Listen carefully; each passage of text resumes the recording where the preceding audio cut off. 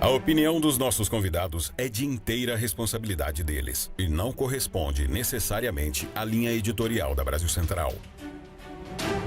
Olá para você que nos acompanha, muito obrigado pelo carinho dessa audiência extraordinária que cresce a cada dia. E hoje o programa está polêmico, porque muita gente dizia que o STF dominava o Brasil e o Senado não fazia rigorosamente nada. Agora, para dar um recado à sociedade, ao STF, o Senado faz o seguinte: aprova na comissão do Senado a PEC em relação ao porte e posse de drogas. O programa de hoje está fantástico, está extraordinário, com os dois debatedores gigantes. Daqui a pouco eu os anuncio.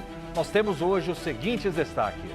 PEC que criminaliza a posse e porte de drogas em qualquer quantidade é aprovada na Comissão de Constituição e Justiça do Senado. Liberar as drogas leva a um aumento do consumo, o aumento do consumo leva à explosão da dependência química. A proposta foi alvo de críticas. Nós não estamos enfrentando o problema de que efetivamente qual é o comportamento que vai ter a adequação típica que para o usuário ou traficante. E a votação do mesmo tema pelo STF também foi criticada. A divisão, a separação dos poderes é essencial para a sanidade, para a vitalidade da nossa democracia. Veja daqui a pouco na nossa pergunta do dia. Ministra do STF, Carmen Lúcia, diz não concordar com a anistia para presos do 8 de janeiro. A anistia, portanto, é um instituto que vem para dar um caráter humanitário a determinadas situações nas quais as penas sejam consideradas indevidas ou desumanas, ou já deixou de ser lei aquilo que não era. Não me parece ser o caso. E veja também, primeira-dama Janja da Silva afirma que Brasil sofreu uma interrupção em sua democracia em governos anteriores. Por 6 anos, o Brasil teve um retrocesso nas suas políticas públicas, ou seja, os mais necessitados, os mais vulneráveis, as mulheres, elas deixaram de ser prioridades no governo do Brasil.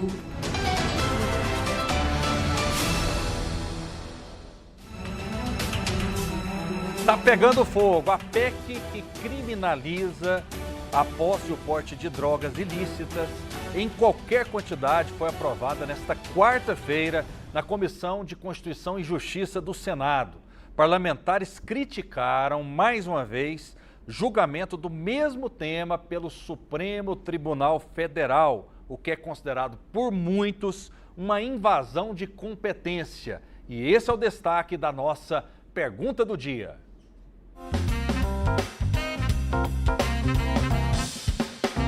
A Comissão de Constituição e Justiça do Senado aprovou em votação simbólica a PEC das drogas, que proíbe o porte e a posse de todas as drogas, incluindo a maconha.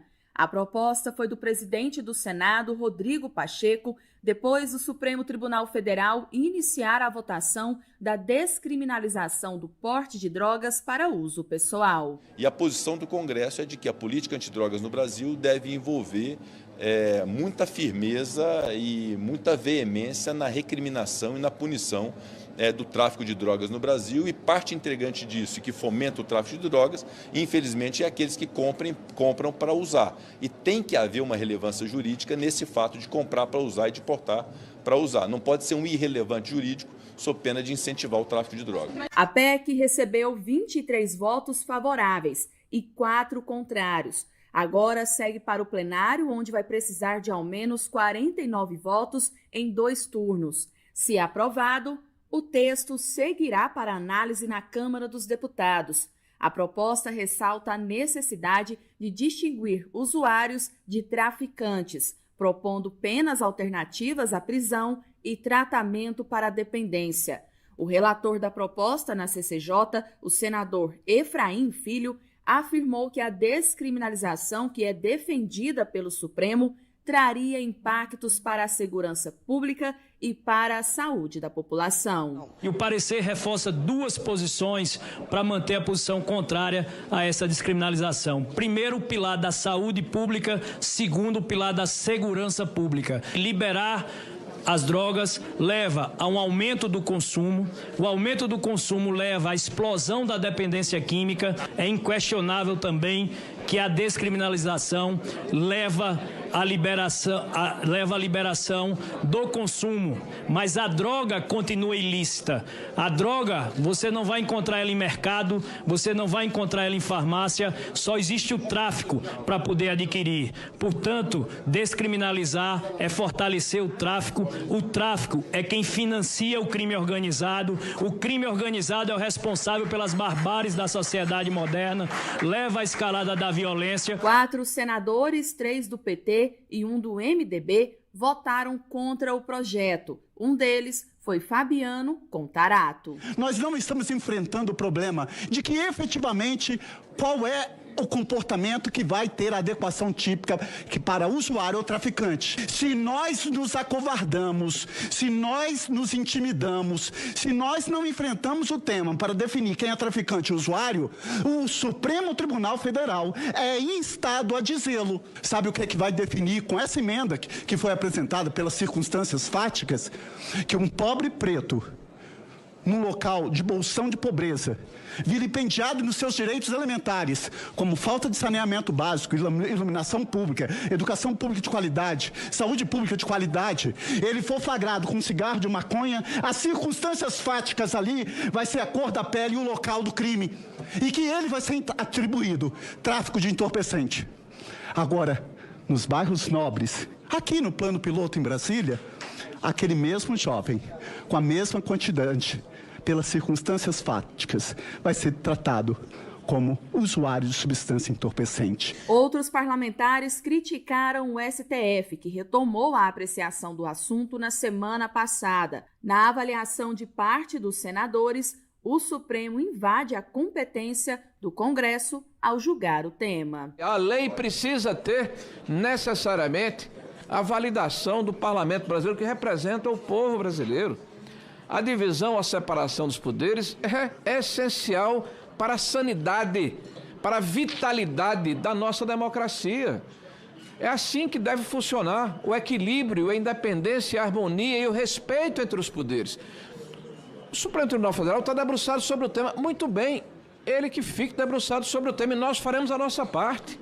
Diante desse assunto, eu deixo a seguinte pergunta para você de casa e para os debatedores. Comissão do Senado aprova proibição do porte e posse de drogas.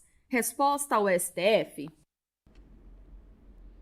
Tá pegando fogo e vai ficar mais quente ainda, porque estão conosco 2 gigantes debatedores. Eurípides Cipriano é advogado, é do PT, tem sangue no olho, é impressionante. Seja bem-vindo, tudo bem?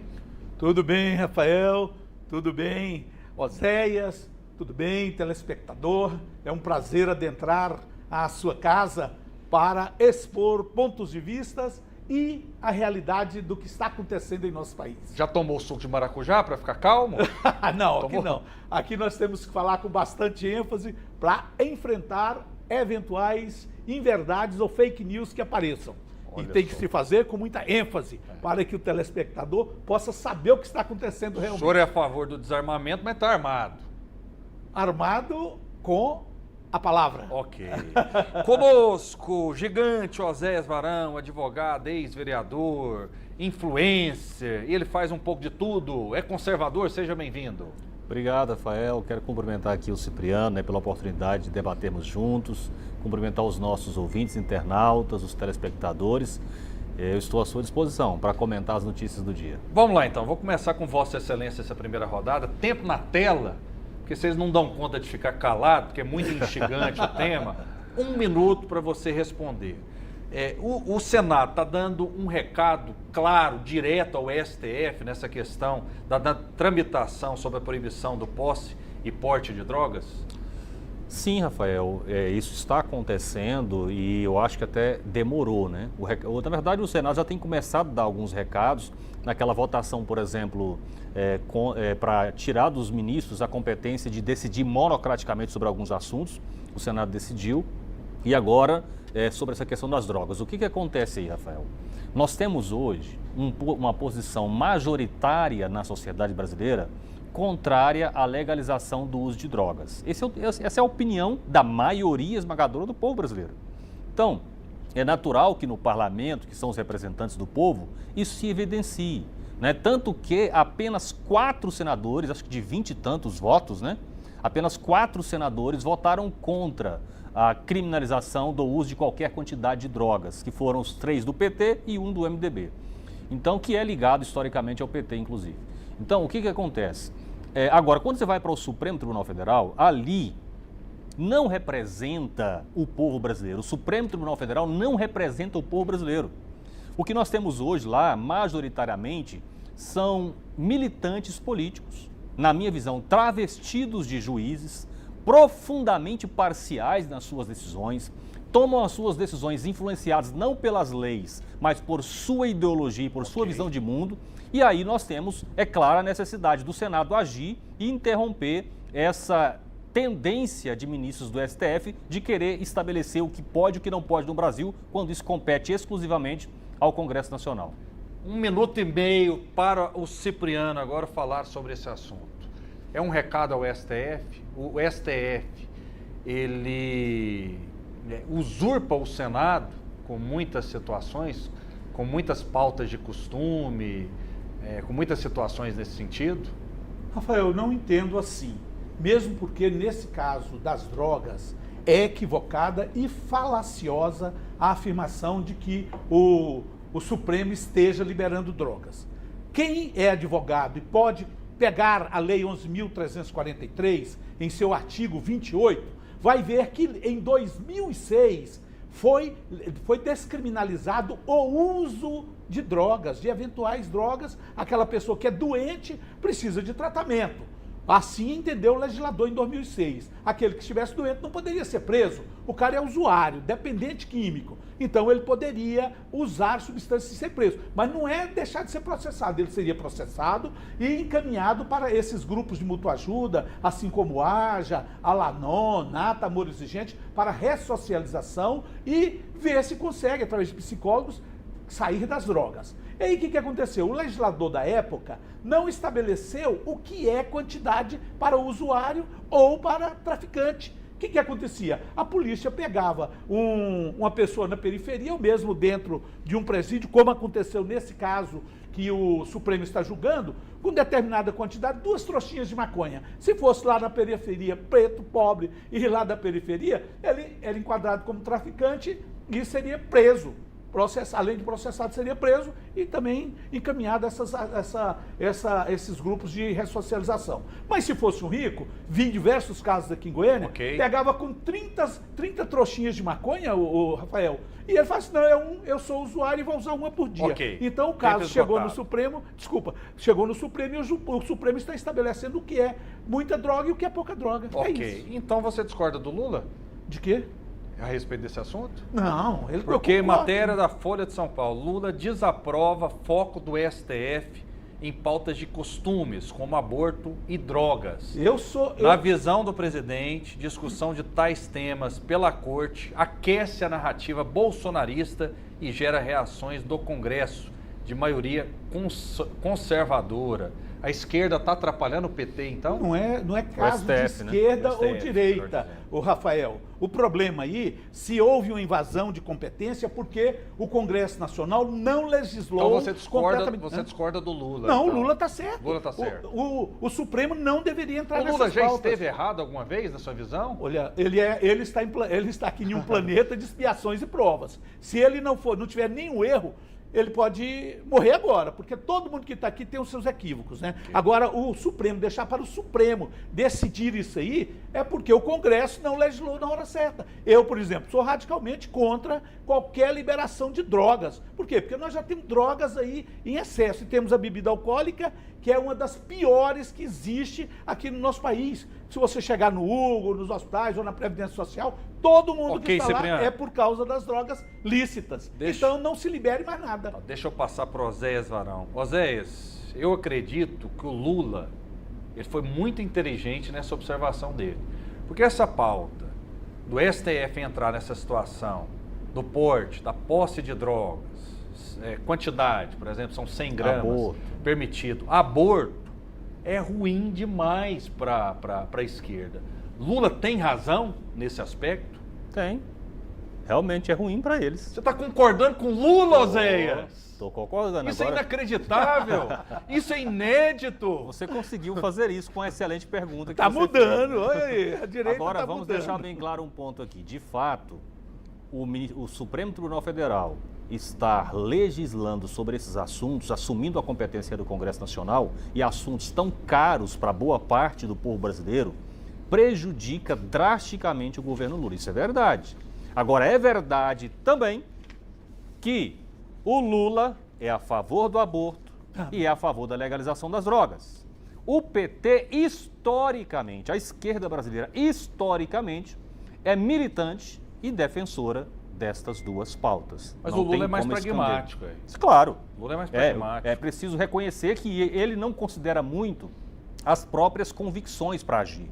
O Lula é uma pessoa estritamente pragmática. Se ele entender que em determinado momento ele tem que discursar contra o aborto, ele discursa, como ele já fez na campanha. Se ele entender que ele tem que discursar contra banheiro unissex, ele faz durante a campanha.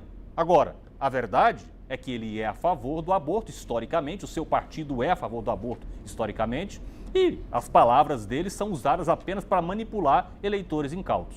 O Lula, ele tem dificuldade de lidar com a extrema esquerda do PT, porque tem muita gente do PT que é de extrema esquerda. Tem muita gente do PSOL que é de extrema esquerda, muita gente de outros partidos que é de extrema esquerda. Ele tem essa dificuldade. 1 minuto para você, Cipriano. Rafael, 1 minuto na tela. Uma questão de ordem. Eu acho que todas as vezes que forem soltadas fake news aqui, nós temos que rebater. Inclusive você que é o coordenador do debate. Onde foi que o Lula se declarou favorável ao aborto? O Lula casou-se 3 vezes, teve 5 filhos, nunca fez um aborto, não concorda com o aborto. O Lula não concorda com o aborto fora daquilo que estabelece a legislação. Você é advogado, você sabe em que casos que a legislação brasileira aceita o aborto, né? Em casos de estupro e no caso de crianças sem cérebros. Nesse caso aí, todo brasileiro é obrigado a acreditar e aceitar, mas isso não. E o Lula nunca foi favorável às drogas, assim como eu sou do PT, sou militante do PT, sou fundador do Grupo Haja, trabalho o problema da dependência química diariamente, cuidando de dependentes químicos. Jamais aceitaria a liberação de qualquer droga. Isso aí é coisa de bolsonarista, é coisa de fake news. Você não pode fazer isso aqui. Ô, Cipriano, eu vou pedir, com a gentileza do Rafael aqui, a nossa produção é fácil encontrar. Tem um vídeo do Lula defendendo a aprovação do aborto no Brasil, inclusive não é só nos casos legais, não. Não é só nos casos legais, não, Cipriano. Você vai ver no vídeo, que talvez você não viu o vídeo dele falando. Eu vi. Né? Estamos buscando aqui uma fala do Lula. Eu já vou adiantar o que ele fala no vídeo. Ele começa a citar, inclusive, mulheres que fazem aborto ilegal. E que essas mulheres, olha só, essas mulheres fazem aborto ilegal, usando equipamentos perigosíssimos para fazer o aborto, e ele entende que isso precisava ser resolvido por meio da legalização do aborto. Não, certo? Ele fala que é para o SUS atender. Isso. Você está novamente trocando atender a verdade o quê? das coisas. Atender Ele o quê? está dizendo que é para ser atendido quando o caso chega lá, uma mulher que tentou fazer um aborto em casa e está correndo risco de vida. O SUS não atende essas mulheres. Tem que atender. O SUS não atende. Ele defendeu que seja atendido e o Bolsonaro não aceitava. Preferia que a pessoa morresse. Não, isso é conversa sua. Conversa minha não é conversa sua. Olha aí, Rafael, consulta lá. Que você tá tem falando. Que parar com isso. Dizer que alguém defende que uma mulher machucada, ferida por causa de um aborto ilegal não seja atendida... Isso era o pensamento dos bolsonaristas. Isso aí é uma monstruosidade e invenção da sua parte, tá? E o Lula você não vai encontrar um bolsonarista defendendo isso que você está falando. Agora eu vou mostrar agora ao vivo o vídeo do seu presidente defendendo o aborto. Defendendo a utilização do SUS. A produção já está buscando a fala na íntegra, por gentileza, produção. Eu já estou até mandando a fala aqui, né? Para a gente debater quem está certo, quem está errado, enfim. Você é a favor do aborto, da descriminalização do aborto ou contra? Eu sou contra. Você é absolutamente contra. Você é minoria, você é minoria no PT, né? Você é minoria absoluta no PT. Não, isso aí é coisa de bolsonarista, Rafael. Será que você não entende que o que roda, 100% do que roda nas redes bolsonaristas são mentiras? Não é possível. Rafael, eu não acredito Rafael, os petistas... 100%. Rafael, se você encontrar uma verdade lá, Rafael, o petista... É muito pouca. O petista é muito bom no caô, certo? Quase 100% dos petistas que você perguntar para eles se eles são a favor do aborto, sabe o que eles vão responder para você? Somos contra. É assim que eles respondem. Quem disse isso é quem disse que é favorável aos bolsonaristas. Só que, aí eles constroem um discurso. Nós não somos a favor do aborto, mas já que as mulheres fazem aborto, agora como nós vamos tratar as mulheres que fazem aborto? Deixa morrer? Você quer que deixa morrer, né? Não, você é não bolsonarista que acha que quem fez alguma coisa errada, bandido bom é bandido morto? Não é assim não, nós temos que tratar o ser humano. Nós temos que tratar o ser humano, ô Oséias. Você vai deixar eu falar? A gente tem que parar com isso. Você vai deixar eu falar? Fala agora com o Oséias, Cipriano. Você vai deixar eu falar? Mas não pode soltar fake news, porque senão a gente tem que rebater. Você pode rebater depois que eu terminar de falar, fique tranquilo, sim. Né? Então, olha só, aí o que é que eles dizem? Que a mulher que sofre o aborto, ela não pode ser criminalizada. Não estou falando de atendimento médico não, meu amigo. Atendimento médico, qualquer ser humano racional vai socorrer uma mulher que esteja correndo risco de vida. Isso não existe, é a invenção dele. Agora, quanto à criminalização daquele ato, aí o que o PT defende? Que a mulher que fez o aborto não pode ser criminalizada. Não pode ser criminalizada. Eles querem a descriminalização. Agora, quanto ao atendimento médico a uma mulher em situação de aborto, acredito eu que tanto a direita quanto a esquerda concordam que ela precisa ser atendida, socorrida. Agora, quanto à criminalização, que é o que nós estamos discutindo aqui, ele está mudando de assunto, aí o PT é a favor da descriminalização, certo? A grande maioria. É a favor da descriminalização. Não, se a mulher já está em processo de aborto, sofreu o aborto em casa, chega no SUS, ela tem que ser atendida. Claro, assim, palmas para você. E não pode ser condenada, não pode ser criminalizada. Aí é o ponto que aí nós aspecto divergimos. Jurídico. Aí aspecto jurídico é a mesma coisa de você estar dirigindo o seu carro, atropela o seu filho, mata o seu filho. A legislação brasileira prevê que você já foi punido pela morte daquele ser humano, daquele seu filho. Então você não pode ser punido novamente por aquele ato. E a mesma coisa, uma mulher que sua posição sofreu uma coisa. A sua posição é muito clara, você é contra o aborto. Eu sou contra o aborto, contra as drogas. Tá dito, e 99% do PT. Isso está claro. Agora, sim, por exemplo, a Dilma Rousseff, ex-presidente do PT, é a favor da descriminalização do aborto. Ok? E ele também é, Rafael. Eu não sou. Você está colocando palavras na minha boca. Não é. A Dilma é favorável a mandar dinheiro aqui para Aparecida. Então você é a favor da mulher. Ela mandou dinheiro, milhões. Peraí. Então você é a favor. Cipriano, então você é a favor de que a mulher que faz o aborto ilegal, ela vá presa? Não, é lógico. Se ela aborto ilegal, dependendo do que ela, o sofrimento dela, o Oséias, o direito brasileiro, ele não é fechado. O direito brasileiro, ele é aberto. Você é a favor que ela responda criminalmente? Não, eu não sou favorável se ela perder um filho ali naquela situação. Ela não seja punida novamente. Mas então você é a favor da descriminalização, meu filho? Nesse caso aí, por que não se condena quem praticou o aborto? Então vou colocar um caso claro aqui. Por que não se coloca... Você está confuso. Vocês têm que punir isso. Ordem, por gentileza. Ordem, por gentileza, que eu vou ter que... porque não tem jeito, o rapaz ali... Eu vou ter... Rafael, é fake news em pessoa. Eu vou ter que te fazer uma pergunta clara. Sim. Né? Caso uma mulher pobrezinha, por alguma dificuldade, né, ela decida fazer um aborto com menos de 3 meses, ela deve ser presa ou não? Ela deve ser criminalizada ou não, na sua opinião? O Rafael, eu torço para que essa situação não aconteça. Se acontecer. Eu sou contrário, eu acho que ela não deve fazer o aborto. Então você é a favor da descriminalização. Não, eu acho que ela não... Aí você já está falando num caso concreto, que a mulher fez o aborto, alguém fez o aborto. Ela deve ser criminalizada? Não, mas nesse caso... Então você é a favor da descriminalização do aborto. Você está confuso, legalmente, você não pode punir uma pessoa 2 vezes pelo mesmo ato. E isso é princípio legal. E o companheiro ali, que é advogado, ele sabe disso. Você vai punir a pessoa que acabou de perder um grande trauma. O Cipriano está misturando duas coisas. Eu não estou misturando, não. Você é que está mudando. A Dilma é muito favorável, sabe o quê? Mandar dinheiro para Aparecida, que 90% vai mudar de assunto. Vai mudar de assunto. Porque você está inventando histórias que não existem. Então nós vamos falar a verdade para o pessoal de Aparecida. Cipriano, a mulher que faz o aborto, ela deve ser criminalizada? Rafael, eu já lhe disse, ela não deve ser punida, esse é princípio legal. Ela não pode ser punida 2 vezes pelo mesmo ato. Mas quem patrocinou o ato nela, o médico que se dispôs àquilo ou recebeu por aquilo, tem que ser punido. Esse tem que ser penalizado, ou se o marido fez aquele ato, deve ser, mas ela não. Ela não pode ser. O Cipriano está, na minha visão, não sei se malandramente, usando um artifício. Eu vou explicar para vocês qual que é. Ele está misturando o aborto espontâneo, em que uma mulher sofre, perde o filho contra a sua vontade, certo? E aí é óbvio que essa mulher não pode ser penalizada. É o aborto espontâneo. Não, do jeito que você está falando, pode ser, tem que ser. A mulher sofreu um aborto espontâneo, então é óbvio, nem sequer se fala em criminalizar uma pessoa que passa por isso. Ela já sofreu muito e não teve culpa. Sim. E não teve culpa no aborto, né? Nós estamos falando, na verdade, Cipriano, é da mulher que deliberadamente decide matar o próprio filho no ventre. Sim, eu sou contrário absolutamente. Mas é desse caso que nós estamos falando. E aí, reiterando, portanto, você disse aqui publicamente que é contra criminalizar a mulher que mata o próprio filho no ventre. Você disse que é contra. Eu sou contra. Ela já sofreu, ela já está sendo punida por um crime. Foi ela mesma está que sofrendo por uma morte do filho. Ela vai ser processada novamente. Ela quis matar. Eu sou contrário ao aborto em qualquer hipótese. Mas depois de realizado ou iniciado, o SUS tem que dar assistência, tem que cuidar dela, assistentes sociais têm que acompanhá-la, psicólogos têm que...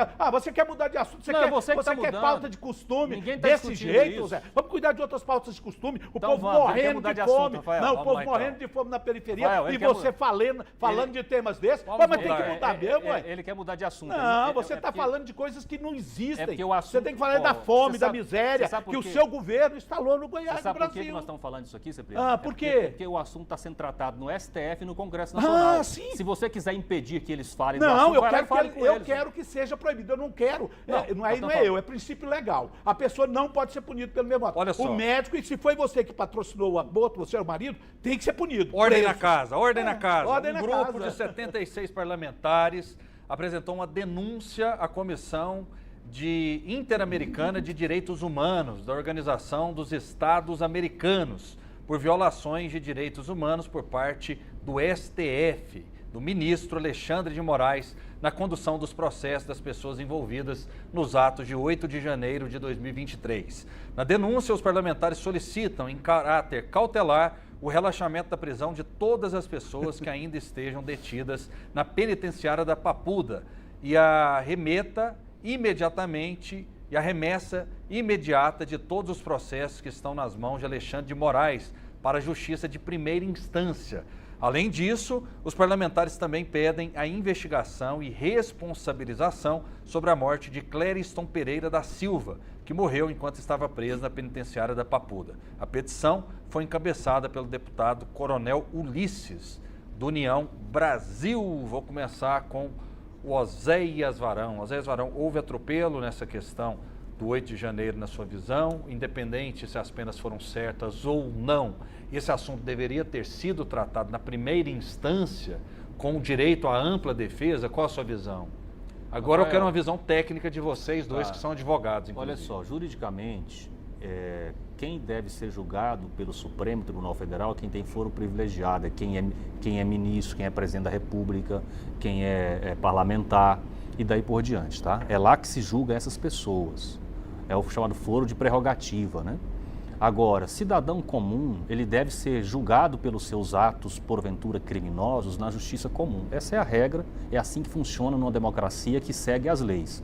O que nós estamos vendo no Brasil nesse momento é o seguinte: nós temos um ditador atuando no Supremo Tribunal Federal com o aval dos demais ministros, descumprindo a legislação todos os dias diante dos nossos olhos, prendendo as pessoas indiscriminadamente, sem cumprir o devido processo legal, né? Pessoas sendo condenadas a rodo. Você sabia que hoje estão condenando pessoas no Brasil porque eles estavam ali juntos, então ele cometeu o crime também, desprezando o princípio da individualização da pena, desprezando o princípio da presunção da inocência. E aí é uma infinidade, Rafael, de ataques, né, de desrespeitos à legislação e à Constituição Federal que vem sendo praticados sistematicamente pelo ministro Alexandre de Moraes, que se a gente for tratar um dia disso, a gente gasta talvez um programa o dia inteiro para relacionar a quantidade de ilegalidades que ele tem praticado. Os parlamentares estão de parabéns por recorrer, por denunciar internacionalmente o que está acontecendo no Brasil. Uma hora, um dia, isso vai ser investigado.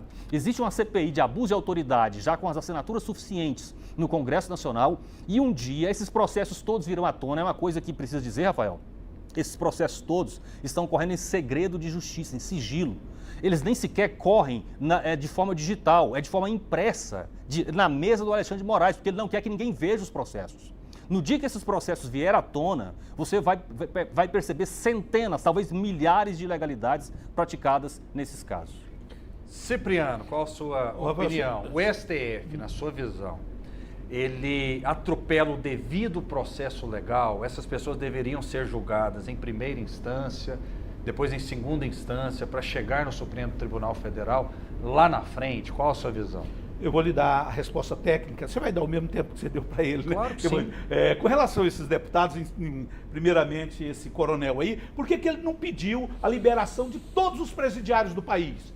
Que 99% dos que estão presos, eu falo 99%, os delitos deles não chegam longe desses que cometeram esses crimes de terrorismo, de depredação de patrimônio público, atentado à democracia. Então, essa comissão aí desses deputados e senadores, que você sabe muito bem quem são, eles deveriam ter pedido a soltura de todos os outros. Por que eles não pediram? É politicagem barata. E outra coisa, não é verdade que o Supremo esteja julgando aqueles criminosos terroristas de 8 de janeiro sem observar o processo legal. Gente, esses processos eles são muito mais vigiados do que qualquer um possa imaginar. Além da Procuradoria-Geral da República, todos têm advogados, todos. Não tem nenhum que não tenha advogado. E lá o Supremo tem que cumprir todas as regras, porque se algum juiz aqui de primeiro grau ou segundo grau não cumpre as regras, lá eles têm que cumprir, porque isso está sob vigilância da OEA, da ONU e de todos os organismos internacionais. Cipriano, lá não existe nenhum. Você não respondeu minha pergunta. Minha pergunta foi a seguinte: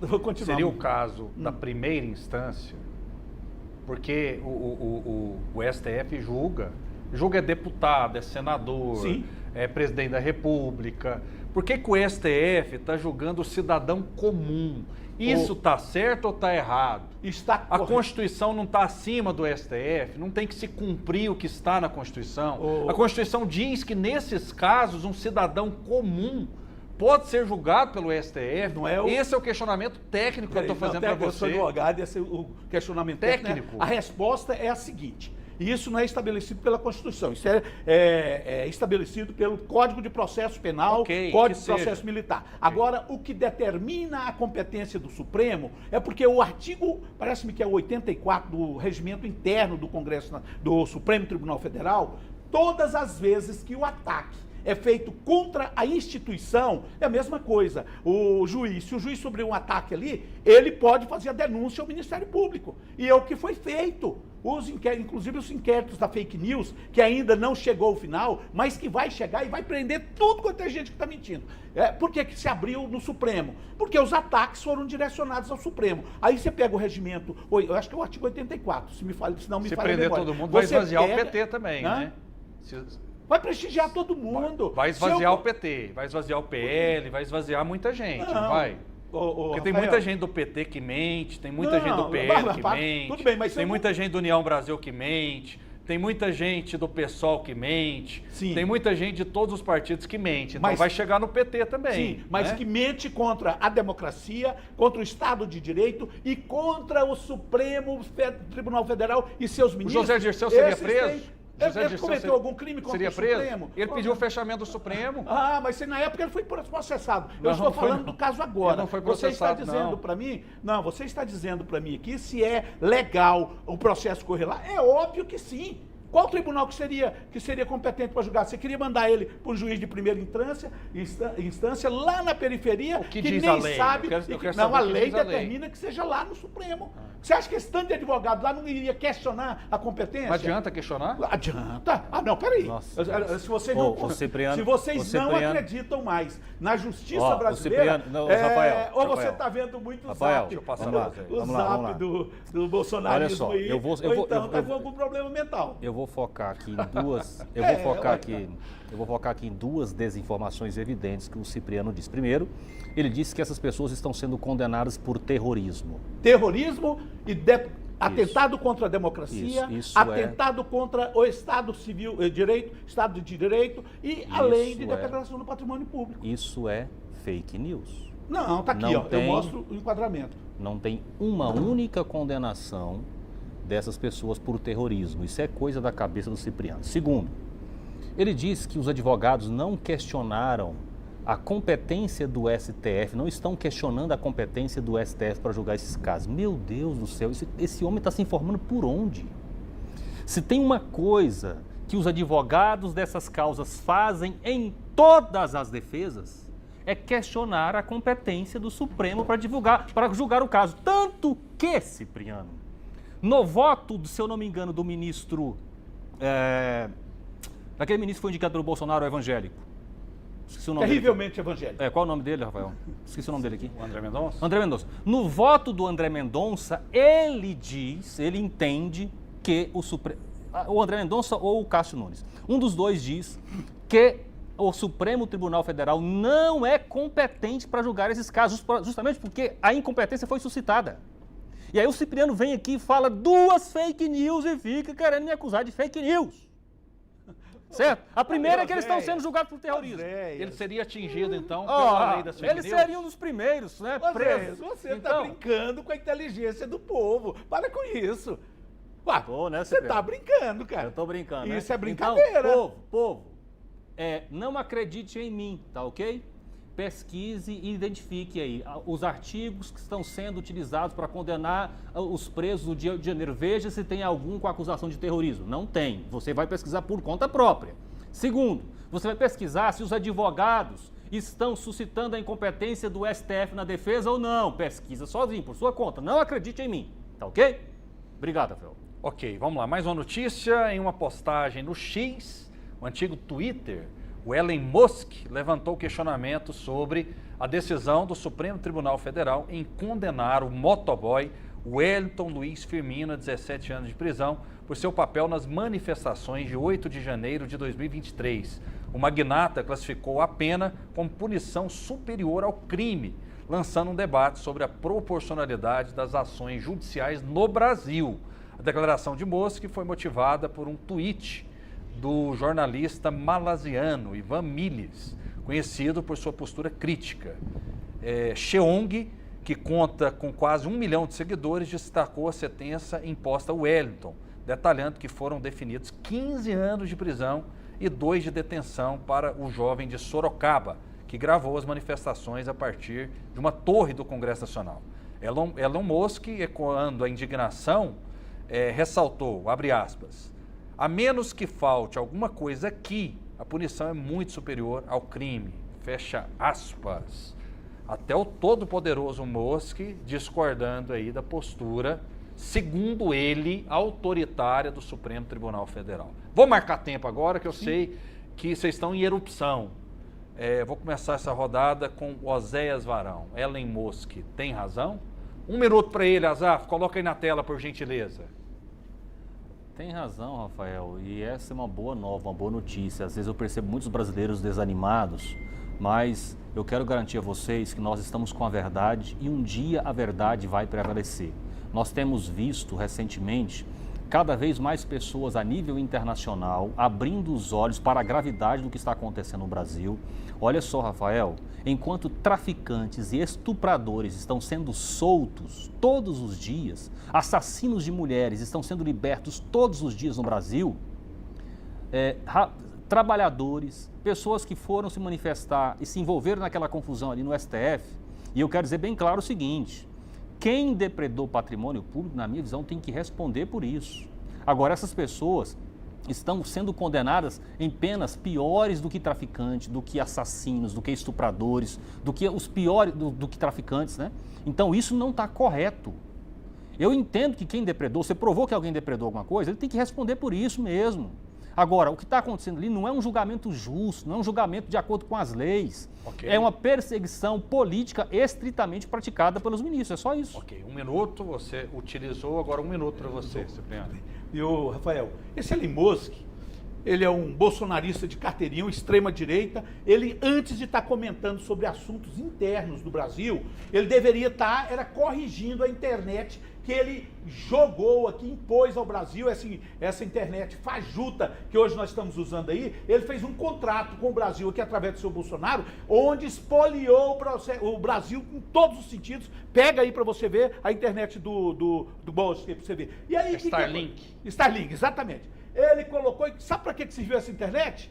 para os garimpeiros que estavam matando os Yanomamis lá na Amazônia. Eles estavam usando essa internet do Múcio. Esse sujeito deveria tomar um pouquinho de vergonha, com licença da palavra. Você não usaria a internet dele? Não, se prestasse eu usava. Você consegue falar internet 5G em qualquer lugar desse país hoje? Você não consegue. E o cidadão que está do outro lado da câmera... Mas a dele não é...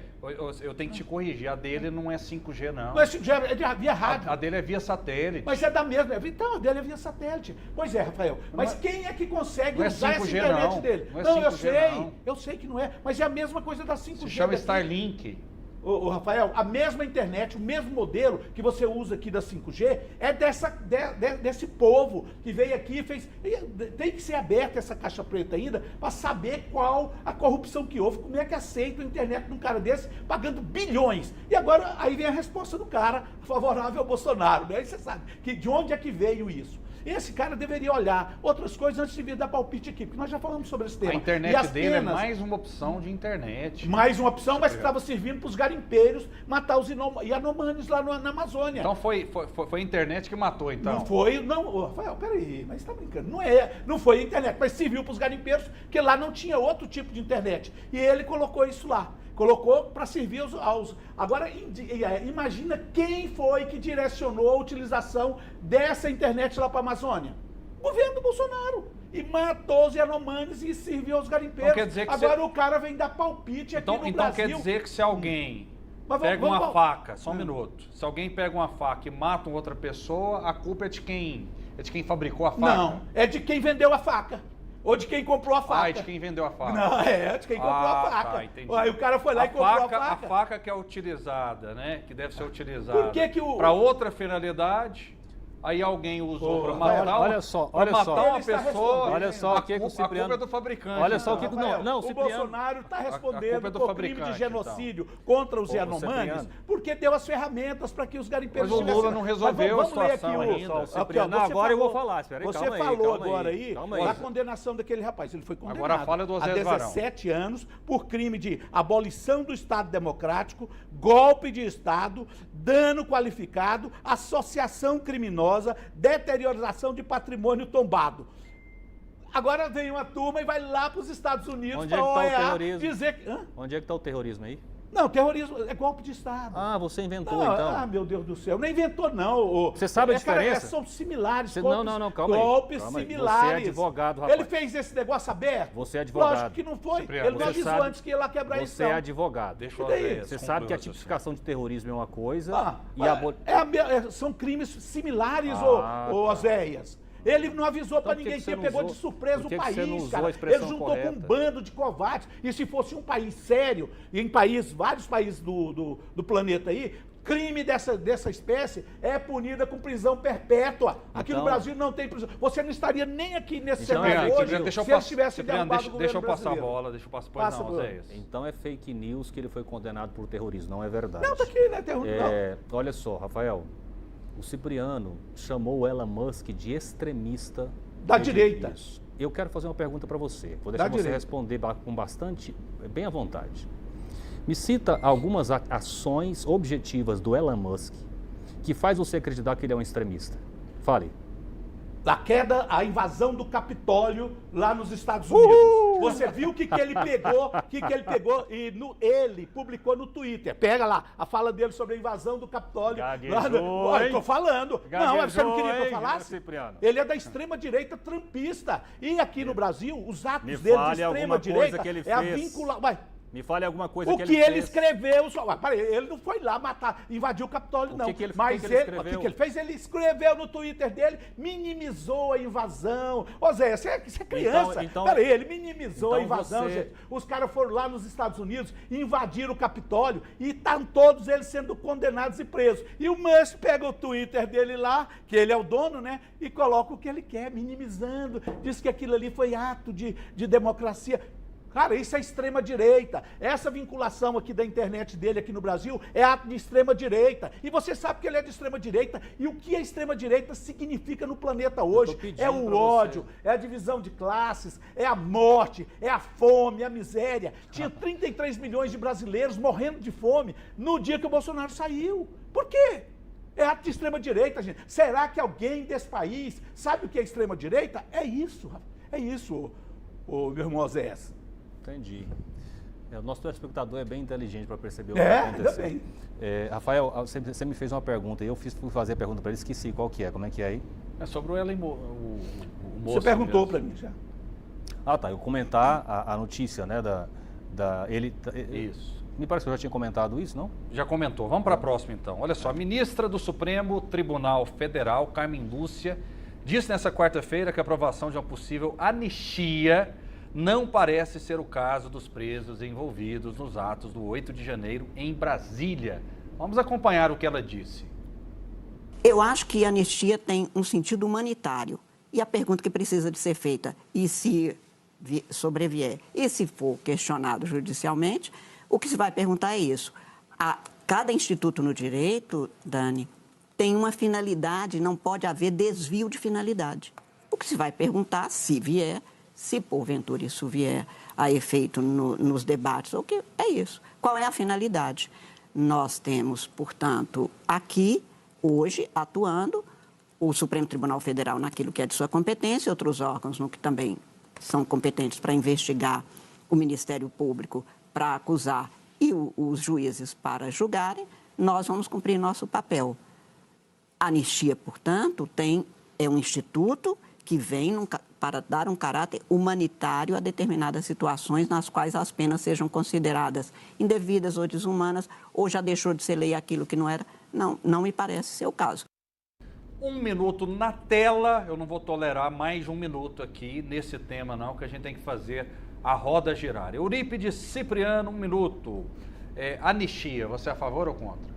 Nesses casos eu sou contrário. É a mesma coisa daquele deputado federal Silveira, né, lá do Rio de Janeiro. Daniel Silveira. É desvio de finalidade. Agora, se tiver algum dentre esses que estão presos, doente, como é o caso daquele que adoeceu lá dentro, como milhares acontecem no Brasil todo, é um momento, se ele fosse para um hospital e se internasse, aí sim é um momento de anistia. Agora você vê os caras aí, os caras estão cometendo crime, Rafael, deliberadamente, fizeram isso por ato político, e eu acho que alguns são vítima do bolsonarismo, que instiga o ódio, a divisão, essas coisas. O que aconteceu foi isso. Mas anistia para isso aí vai compensar cometer crime, né? Obrigado por cumprir o tema. Que você faça o mesmo, Oséias Varão. E aí, anistia, favor ou contra? Nesses casos, do 8 de janeiro. Na verdade, eu queria focar aqui numa fala da ministra, que para mim é um absurdo. Ela disse ali, já antecipou, olha só o que ela fez. Isso é proibido por lei, Cipriano. Um juiz antecipar o seu julgamento acerca de um eventual processo. Ela disse, não me parece, para esses casos, ser aplicável anistia. Ela já disse qual é o posicionamento dela, antes do processo ser apresentado a ela. E a lei diz o seguinte, um juiz ele não pode vir a público e dizer qual é a sua decisão antes de analisar os autos e antes de prolatar a sentença. O juiz não pode fazer isso, mas a lei não vale para a senhora Carmen Lúcia. Ela está descumprindo a lei diante dos nossos olhos, e não só nesse caso, inúmeros outros, e tem gente aplaudindo. Um juiz pode antecipar, gente, a sua decisão acerca de uma causa, publicamente, na imprensa, sem o processo ter chegado a ela ainda. Meu Deus do céu. Ok. Rafael, só um instantezinho, porque ela estava falando sobre os julgados já. Então, a pergunta feita a ela é o que ela achava se poderia... Porque ela não pode dar anistia, nem se coubesse a quem não foi julgado ainda. Ela estava falando, Zé, não pode tentar tumultuar coisa. Ela falou sobre os julgados já, que perguntaram para ela se ela era o caso de se dar anistia para esses que foram julgados. Tá dito. Né? Não, peraí. Rafael, é que o Cipriano... A retórica dele 30 segundos, José, 30 segundos, eu não tenho tempo mais. É que o Cipriano, olha só o que ele fez aqui, gente. Você fez. Ele está misturando dois processos completamente distintos, como se fossem um só. Um é o da condenação pelos atos do dia 8 de janeiro, que já foi julgado. O outro é o processo de anistia, que ela mesma disse que se chegar ao STF, o posicionamento dela é contrário. Ela falou, o processo nem chegou lá ainda. Aí ele está querendo misturar com os atos, os processos que já houve julgamento, que são os atos do que aconteceu no dia 8 de janeiro. Tá bom. O deputado estadual Clécio Alves, do Republicanos. Agora, fogo no parquinho. Incendeia aqui. Incendeia, por gentileza, aqui, Azaf. porque esse assunto, e a gente vai ter 10 minutos para debatê-lo, ele é muito quente. Um abraço para o deputado Clécio Alves, que vai participar do nosso programa em abril. O deputado Clécio Alves, do Republicanos, apresentou nesta semana um projeto de lei que torna o presidente Lula persona non grata em Goiás. Vamos acompanhar um trecho do discurso do deputado no plenário da Assembleia Legislativa do Estado de Goiás.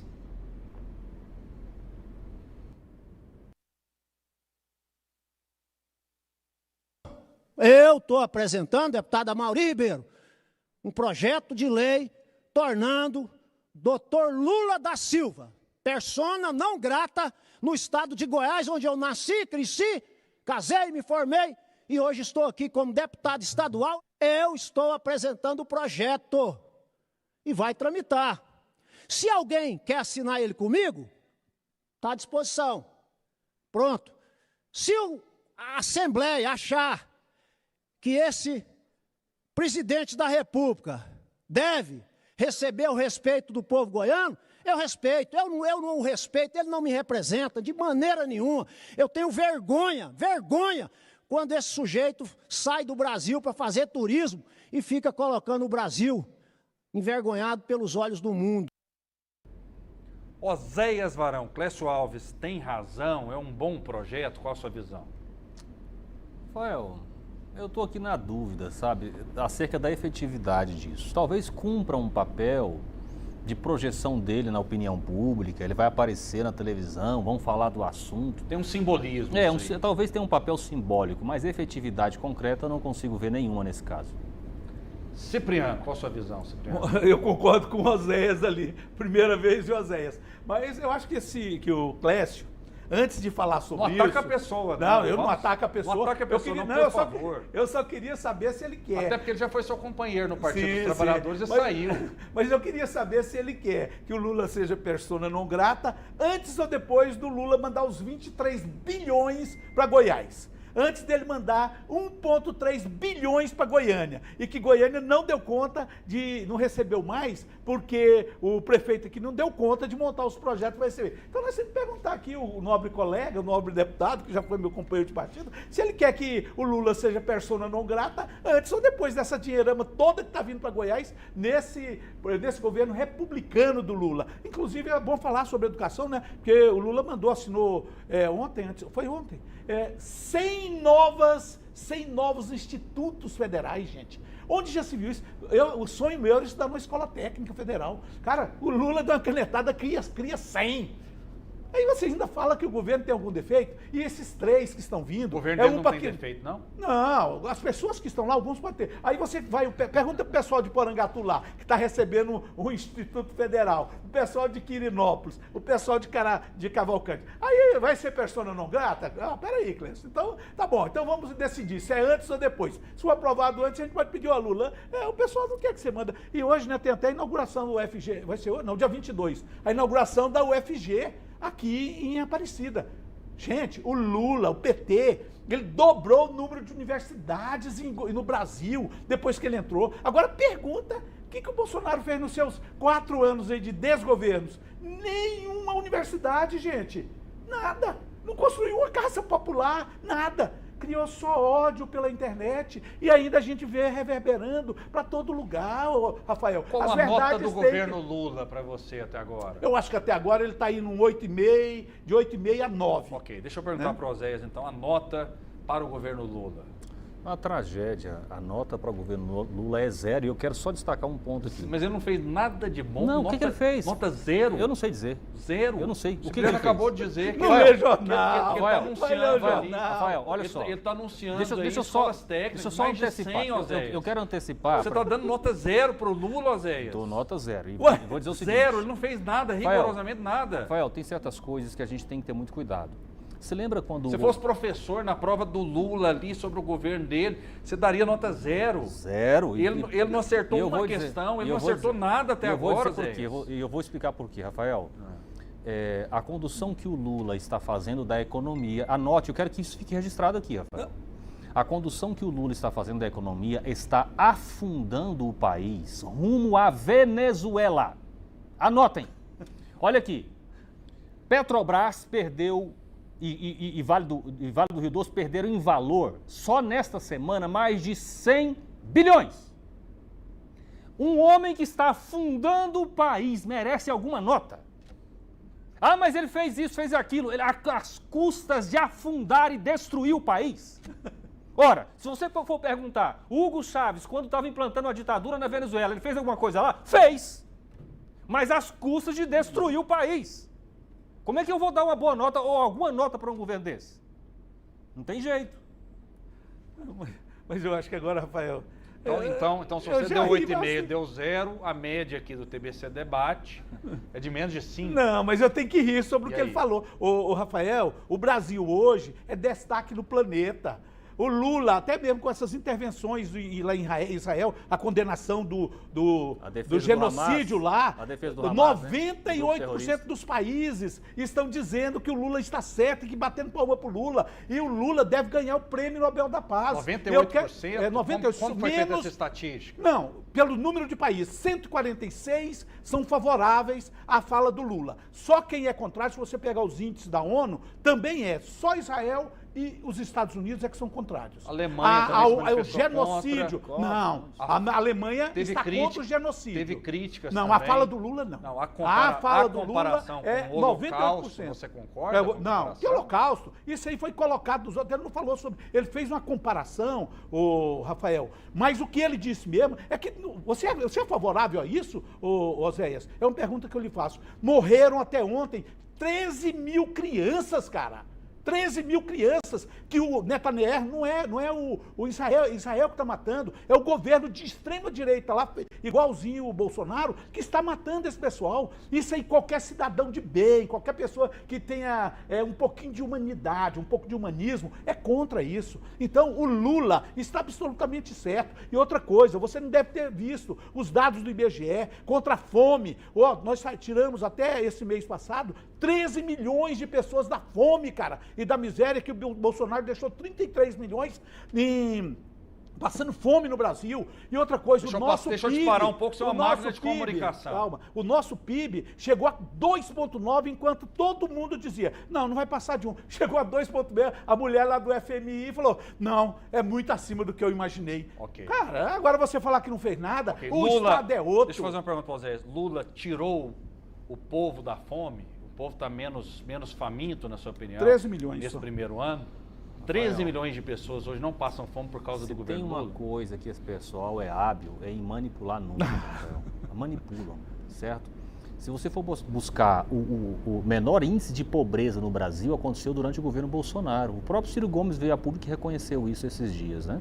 E aí, eles colocaram lá no IBGE um militante que está alterando os critérios de verificação da pobreza e dos indicadores do IBGE. Você sabia disso? Ele altera. Então é o seguinte, eles mudam a régua, sabe? Agora, essa quantidade aqui não é considerada mais pobre. Aí, nós tiramos tantas pessoas da pobreza. Não é que eles tiraram, é que eles mudaram o critério para aferir se a pessoa é pobre ou não. Entendeu? Se está passando fome ou não. É isso que está acontecendo. Rafael, engraçado, né? Fala que o Brasil, a Petrobras e a Vale foram quebradas essa semana. Você sabe quanto que era a Bolsa de Valores quando o Lula pegou? O que o mercado achava? Era 107 mil pontos, o máximo que chegou. Sabe quanto é que estava semana passada? 132 mil pontos. Gente, o mundo todo está investindo no Brasil, os dados são maravilhosos. Até o mercado, que quando o mercado fala uma coisa... Mas não é o agronegócio que está salvando o Brasil? Não, o agronegócio, depois que o Lula entrou, está salvando, porque dessa vez, você sabe que a agricultura brasileira passa por problemas. Mas o que o Lula fez? Investiu no agronegócio. Inclusive, nós estamos criando aqui, lá em Minas Gerais, lá em Serra do Salitre, criando a maior fertilizante, a maior fábrica de fertilizante do mundo. Sabe para que isso? Para não depender lá da Rússia. Mas o Lula chamou o agronegócio fascista. Rafael, ele não chamou todo mundo não, porque tem no meio do agronegócio tem gente boa demais que eu conheço e eu acho que é tudo que se produz dinheiro para a nação, nós temos que bater palma. Agora um cara que vai lá e põe o que se diz do agronegócio, que vai lá e mete agrotóxico para o cidadão morrer, o cara que põe o caminhão dele com o Alexandre de Moraes numa guilhotina, numa forca e sai desviolentado. Isso aí é o quê? Esse é fascista. E não é o agronegócio que ele falou. Que o agronegócio é a máquina que sustenta esse país, sim. Sustenta com divisas. Porque vende e as divisas vendem. 30 segundos que acabou o programa. Não, eu tenho que fazer uma pergunta para ele. Sim. Alguns artistas nas universidades federais fizeram um trabalho e uma encenação degolando o Bolsonaro. Não sei se você chegou a ver isso. Essas pessoas que fizeram essas encenações degolando o Bolsonaro, elas são fascistas? Olha, eu não conheço essa situação, mas eu acho que todo tipo de violência, Oséias, nós temos que combater. E para combater violência, nós temos que combater o bolsonarismo. O bolsonarismo só vai ser útil em algum sentido quando estiver escrito em uma lei que o bolsonarismo, tal qual o nazismo, é proibido no país. Não diga que só no Brasil, não, no mundo todo. Você é a favor do fim do bolsonarismo, então?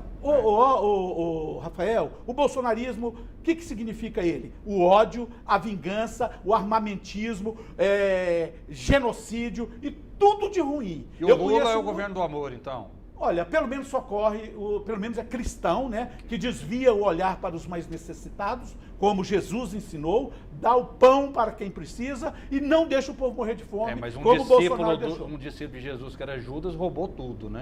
Exatamente. E o Lula nunca se provou, e o Bolsonaro rouba desde que estava no quartel. Um abraço, Cipriano, muito obrigado pela sua participação. Valeu demais. Um abraço, Zé. Um abraço, Rafael, até a próxima. Muito obrigado, fiquem com Deus e até a próxima.